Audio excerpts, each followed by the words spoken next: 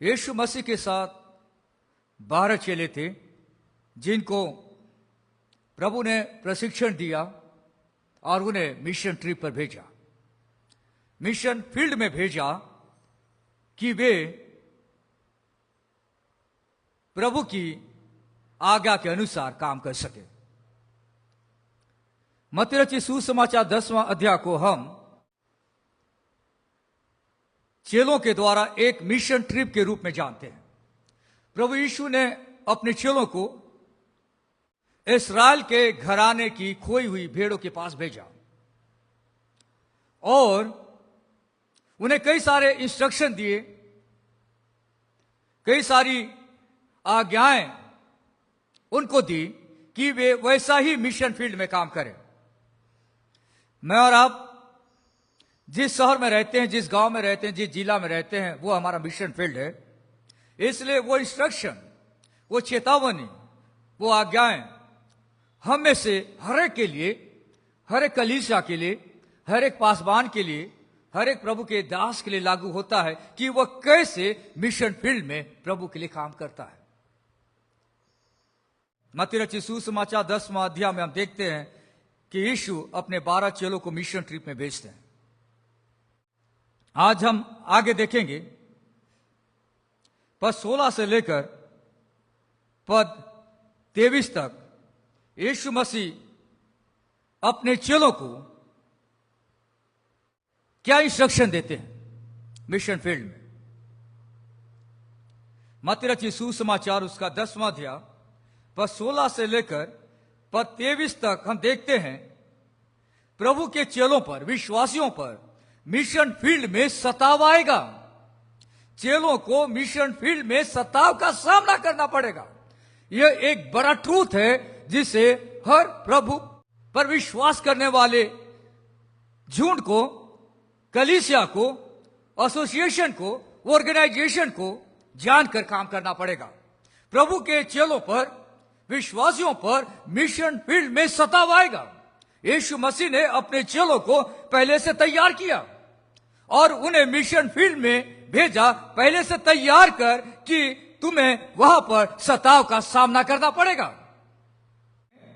यह वचन बताता है कि प्रभु के चेलों पर सताव हो रहा था, सताव आएगा और सताव प्रभु के चेलों पर हमेशा बना रहेगा। प्रभु के चेलों पर सताव आया, उसके बाद जितने भी लोग प्रभु यीशु की सेवा करते हैं, प्रभु के चेले, उन पर सताव आता है।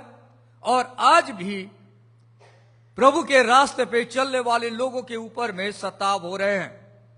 तो आइए हम इस वचन को समझने का प्रयास करेंगे और देखेंगे कि इस वचन से हम क्या सीख सकते हैं। सताव 4 क्षेत्र से आएंगे, यहां पर लिखा गया है 4 क्षेत्र से। पहला, धार्मिक लोगों से सताव आएगा। दूसरा, सरकार की तरफ से सताव आएगा। तीसरा, परिवार से सताव आएगा। चौथा, समाज से सताव आएगा। जो व्यक्ति प्रभु के लिए काम कर रहा है मिशन फील्ड में, उस चेले को, उस विश्वासी को अपने आप को ऐसे तैयार रखना है कि जब वो प्रभु के लिए काम करेगा तो उसके सामने सताव आएगा। सताव 4 प्रकार के झूठ से आएगा, 4 क्षेत्र के लोगों से आएगा। तो आइए हम इस वचन को आज हम स्टडी करेंगे और समझने का प्रयास करेंगे। आइए पढ़ते हैं इस पाठ को। पद 16, देखो मैं तुम्हें भेड़ों के समान भेड़ियों के बीच में भेजता हूं, इसलिए सांपों के समान बुद्धिमान और कबूतरों के समान भोले बनो। पहली बात जो हमें समझनी है वो ये है, हम भेड़ियों के बीच में रहते हैं। ध्यान से समझिए, प्रभु के चेलों को भेड़ कहा गया है और हम कहां रहते हैं? भेड़ियों के बीच में रहते हैं। हम भेड़ियों के बीच में रहते हैं। भेड़ एक मेटाफोर है, एक अलंकार है। जब आप बाइबल को पढ़ते तो भेड़ प्रभु के चेलों के लिए और मेनली जो नए नए विश्वास में आए हैं उनके लिए इस्तेमाल में आया है। नए नए विश्वास में आए हैं, नए नए विश्वास में जुड़कर एक झुंड का हिस्सा बने हैं, उस भेड़ की बात यहां पे चल रही है। आप देखिए ज्यादातर उन भेड़ों पर ज्यादा सताव आता है जो भेड़ नए नए रूप में प्रभु की संगति को एंजॉय कर रहे हैं। उस झुंड पर ज्यादा सताव आता है जो अभी तक स्टैब्लिश नहीं है, मजबूत नहीं है, बड़ा ग्रुप उनके पास नहीं है। वे सबसे पहले विरोधियों के नजर में आते हैं। और जो भेड़िया होते हैं वे लोग हैं जो विश्वास में जुड़ी झुंड पर हमला करते हैं। पहली बात हमें समझने की आवश्यकता है कि मिशन फील्ड में हम भेड़ हैं और भेड़ियों के बीच में रहते हैं।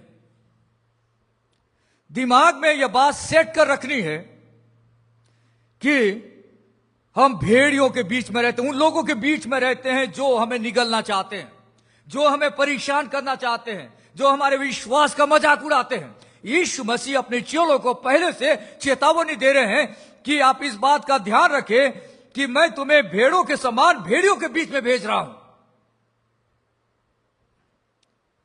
दूसरी बात, इसलिए सांपों के समान बुद्धिमान और कबूतरों के समान भोले बनो। भेड़ियों के बीच में विश्वासियों का व्यवहार सताव में कैसा होना चाहिए? यहां लिखा है सांपों के समान बुद्धिमान और कबूतरों के समान भोले बनो। जब आप समाज में रहते हैं, लोगों के बीच में रहते हैं, तो आपको बुद्धिमान पर बेगुना होना चाहिए, निर्दोष होना चाहिए। यहां पे देखिए लिखा है सांपों के समान बुद्धिमान बनो। सांप जो होते हैं, कोई उन पर हमला करता है तो अपना रास्ता ढूंढ लेते हैं और निकल जाते हैं। प्रभु के चेलों को, प्रभु के विश्वासियों को परिस्थितियों को भांपना बहुत जरूरी है। जिस जगह में रहते हैं उस जगह में समझदारी से काम करना है और उन्हें बुद्धिमान होना है। सेवकाई में बुद्धिमान होना बहुत जरूरी है। कई बार इंसान सेवकाई करते करते अपनी बुद्धिमत्ता पर ज्यादा विश्वास कर या उसके साथ रहने वाले लोगों पर ज्यादा विश्वास कर वहां पर रहता है और उसे परेशानी उठानी पड़ती है। इसलिए विश्वासियों का व्यवहार सतह में कैसा होना चाहिए? बुद्धिमान होना चाहिए, बुद्धिमान होना चाहिए। और ऐसे ट्रबल से, ऐसे परेशानियों से अपने आप को बचा लेना चाहिए जिससे बचा जा सकता है, बिना समझौता के बचा जा सकता है। कई बार लोग सेवा करने जाते हैं और बताते कि प्रभु ने मुझे यहां पे भेजा है सेवा करने के लिए, और सामने वाले व्यक्ति के साथ जो प्रभु को नहीं मानता है इस प्रकार अपनी बातों को रखते हैं और उसे एक प्रकार से गुस्से में लेकर आते हैं कि वो हम पर हमला करे,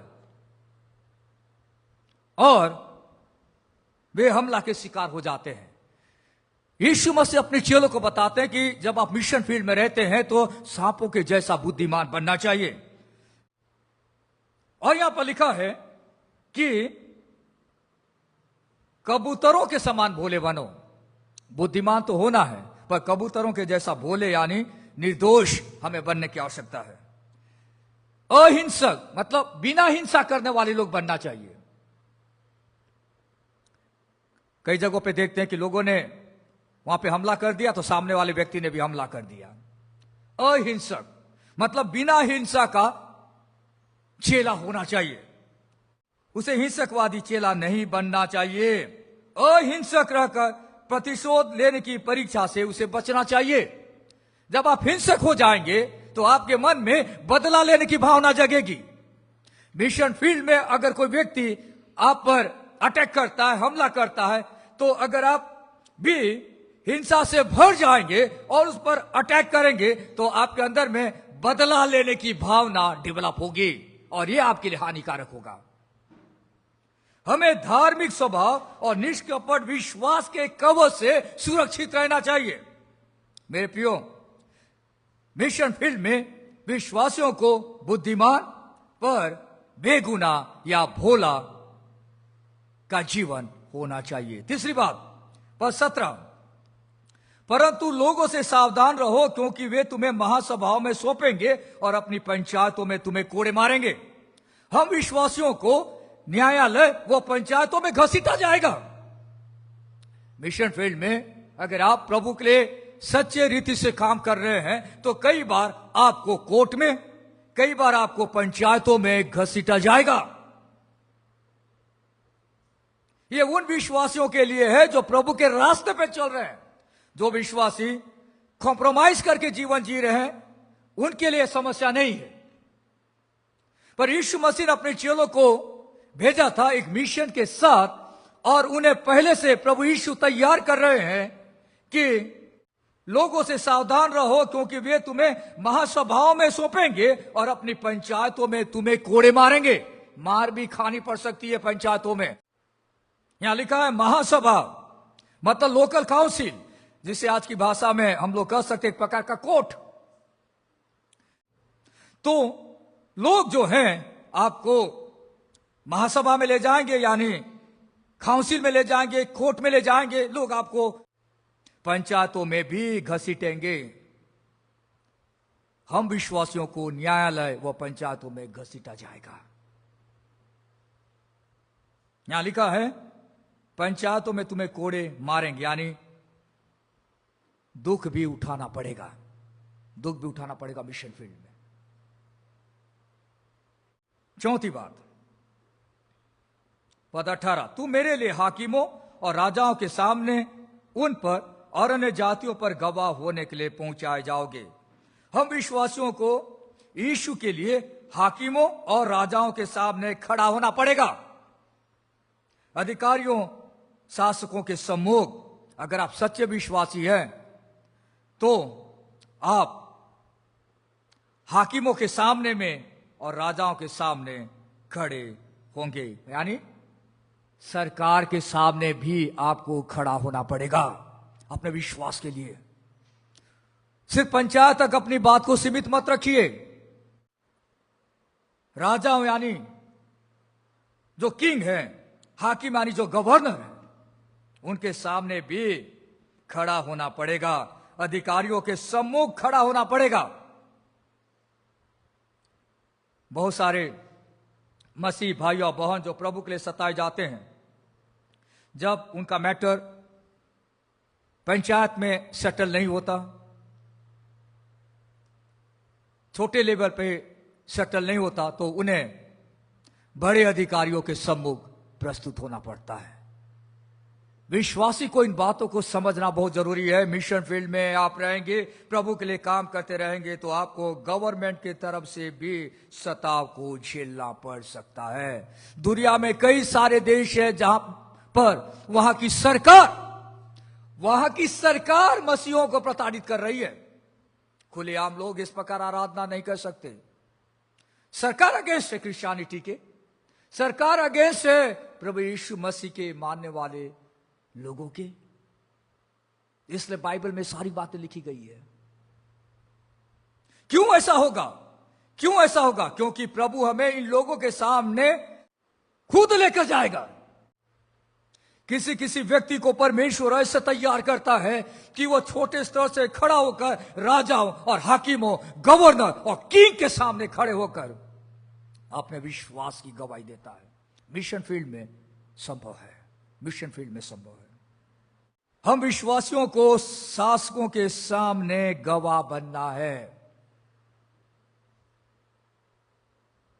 जो हमारे शासक हैं उनके सामने गवाह बनना। अगर हमें मौका मिला कि हम विश्वास के कारण में उनके सामने खड़े हो, तो वहां पर अपनी गवाही को रखना है कि मैं क्यों प्रभु पर विश्वास करता हूं।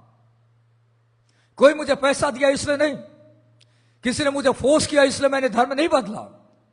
मैंने प्रभु पर क्यों विश्वास किया है, बड़े अधिकारी के सामने में अपने विश्वास को रखना जरूरी है, अगर जरूरत पड़ती है तो।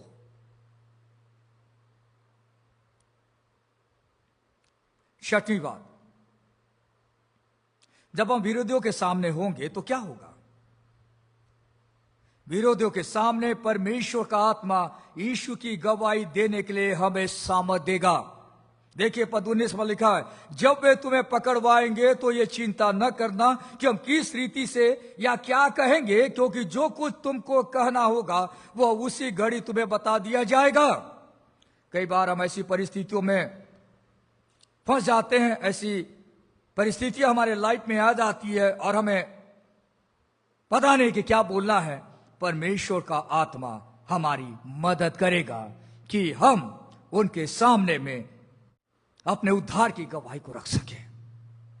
कौन मदद करेगा, कौन सामर्थ देगा?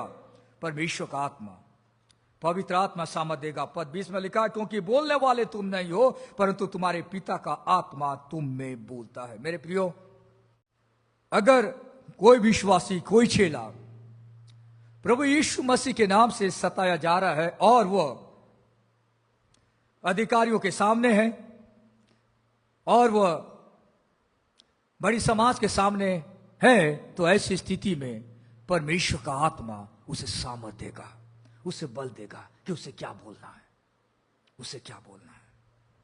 विरोधियों के सामने परमेश्वर का आत्मा यीशु की गवाही देने के लिए हमें सामर्थ देगा। आगे देखिए, सातवीं बात जो हम लोग सीख सकते हैं पद 21 में, भाई भाई को और पिता पुत्र को घात के लिए सौंपेंगे और बच्चे माता पिता के विरोध में उठकर उन्हें मरवा डालेंगे। यानी क्या है? हमें खुद के परिवार से विरोध का सामना करना पड़ेगा। आपने देखा होगा कई सारे लोग प्रभु के पास आते हैं, प्रभु की आशीष को पाते हैं, उसके बाद परिवार का नाम लेकर वे प्रभु से दूर चले जाते हैं।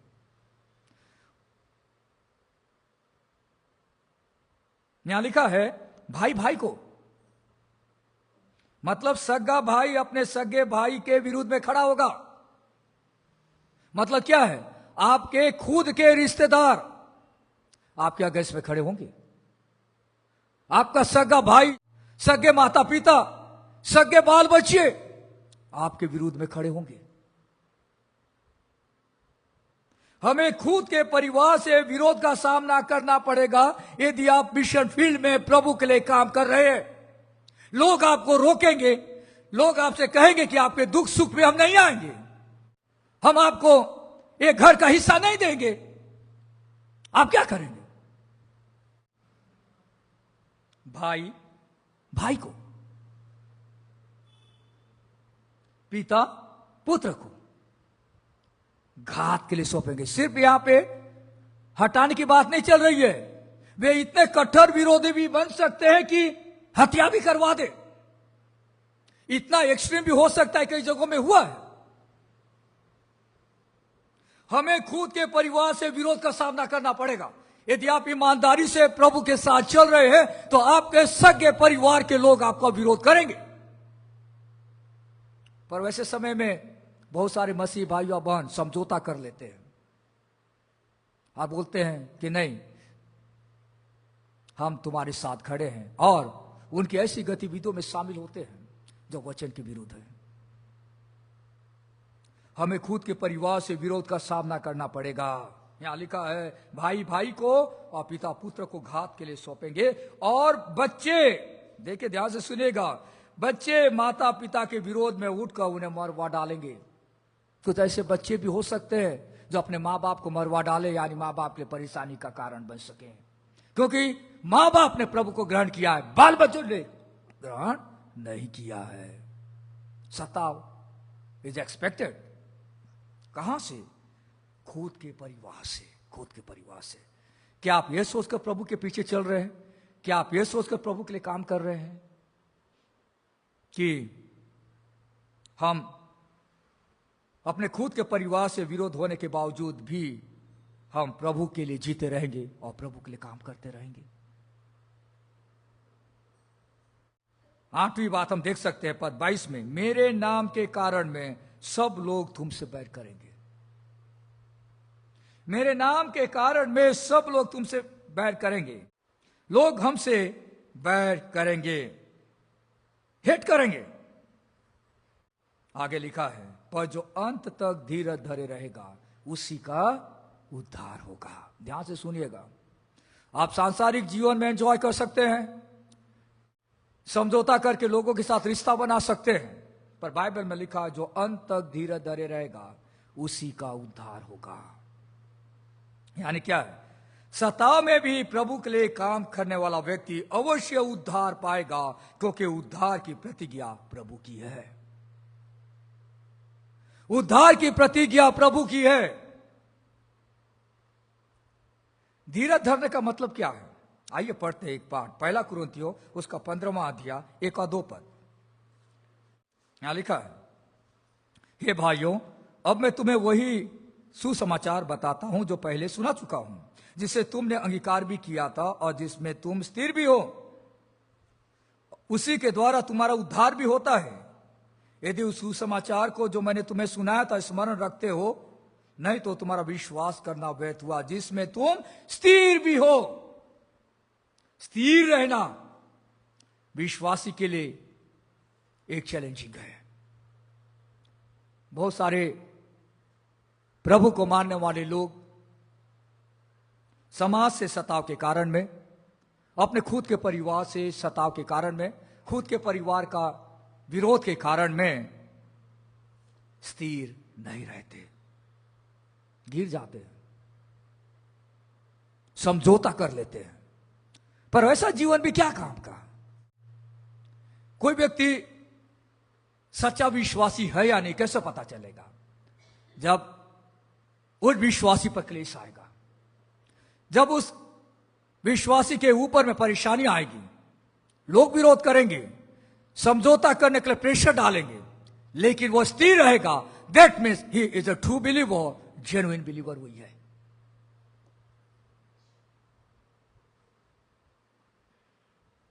और आखिरी बात पद 23 में लिखा है, जब वे तुम्हें एक नगर में सताए तो दूसरे को भाग जाना।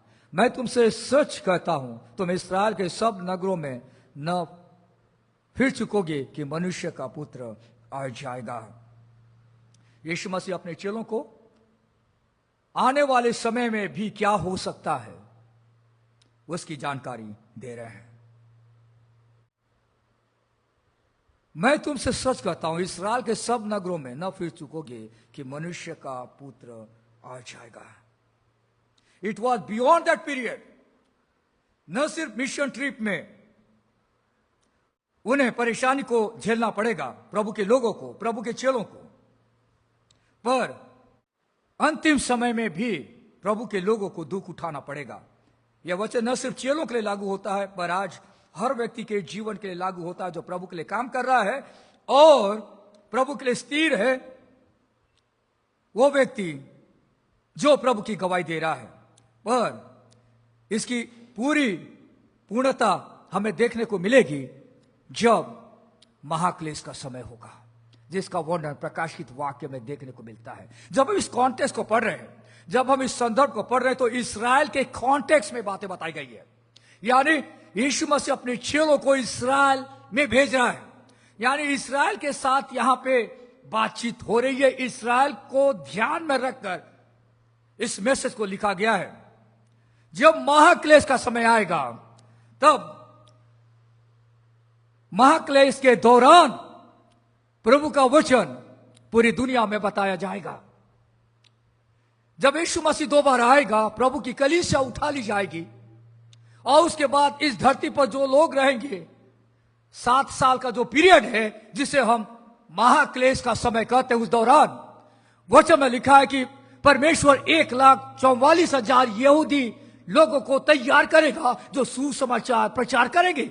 महाक्लेश के दौरान बहुत सारे लोग प्रभु के लिए शहीद हो जाएंगे। उस दौरान यीशु मसीह जब दोबारा आएगा तो 7 साल के महाक्लेश के अंत में वे विश्वासी जो यहूदी हैं, प्रभु के लिए खड़े हुए हैं, वे बचाए जाएंगे और प्रभु उन्हें छुड़ा लेगा मेरे प्रियो, यह वचन बहुत ही महत्वपूर्ण वचन है।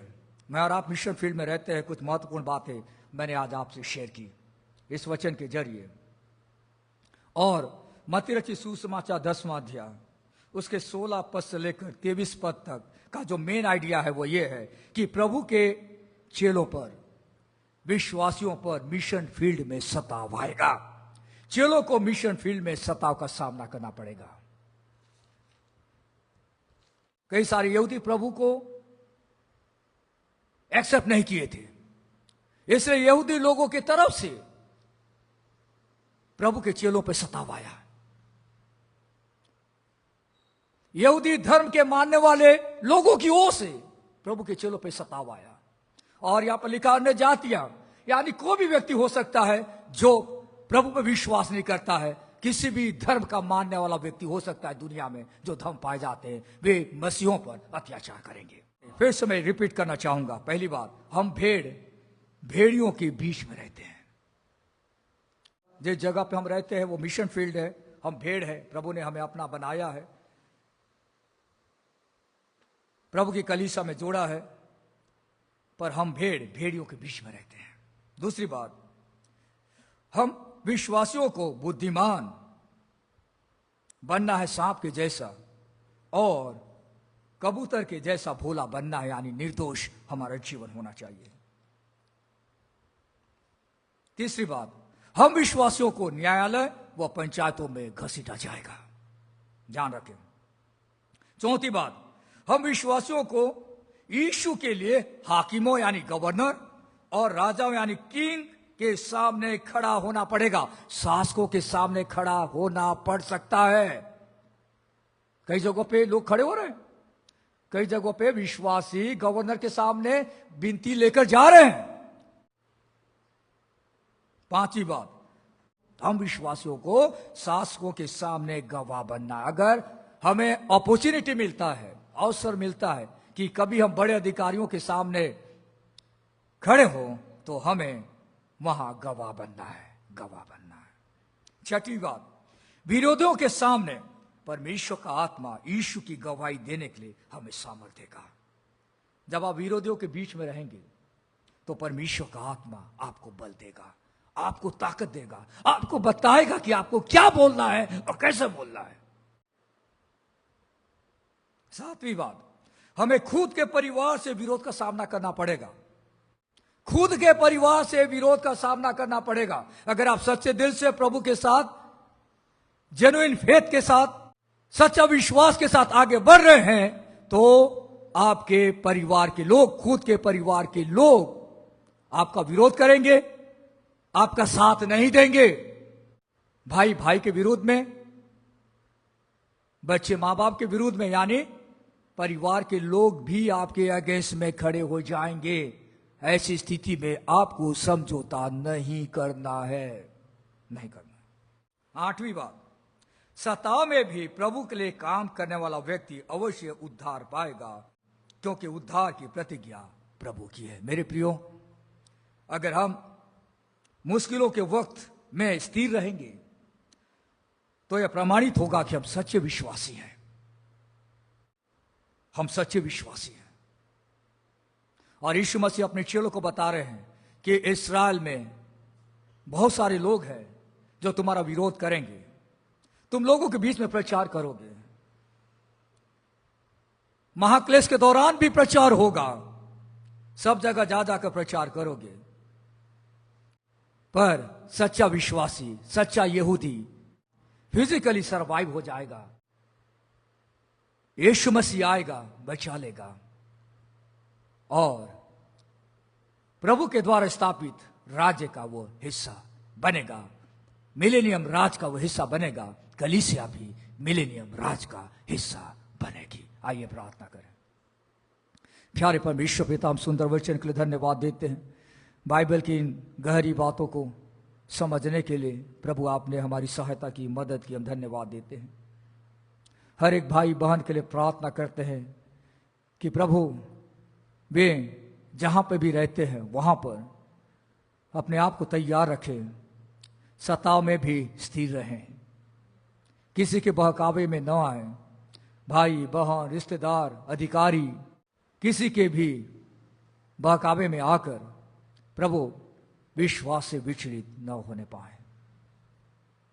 आपने अपने चेलों को तैयार किया, आप हर कलीसिया को यह मैसेज देना चाहते हैं, हर विश्वासी झूठ को यह मैसेज देना चाहते हैं, हर संस्था को, हर ऑर्गेनाइजेशन को आप ये मैसेज देना चाहते हैं। प्रभु आपका बहुत बहुत धन्यवाद इस सुंदर वचन के लिए, इस वचन के द्वारा बातचीत करने के लिए।